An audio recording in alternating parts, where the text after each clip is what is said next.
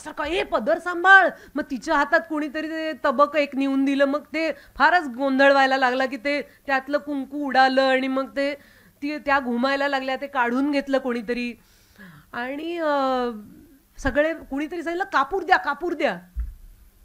कापूर दिल्याशिवाय त्या थंड होत नाहीत.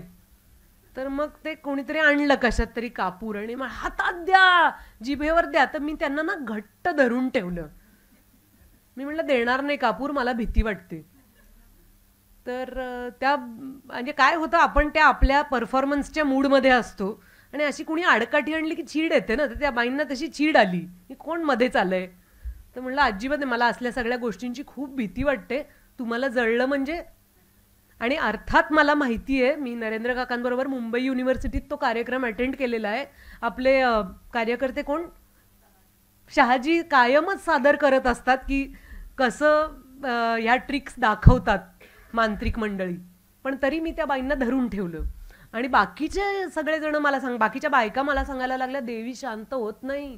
मग कोणीतरी म्हणलं कोप होतो. हे मुंबईत चाललेलं आहे, मी कुठल्याही गावात खेड्यात गेले नव्हते.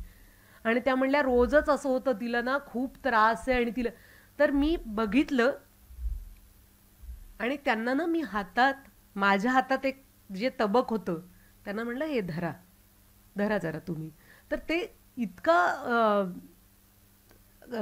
व्यत्यय आल्यामुळे त्याही बाई वैतागल्या, त्यांना काही कळलं नाही. ते धरलं आणि ती कुठेतरी आली, अंगात आलेली देवी गेली. ती चुकून ती विजली म्हणजे देवी.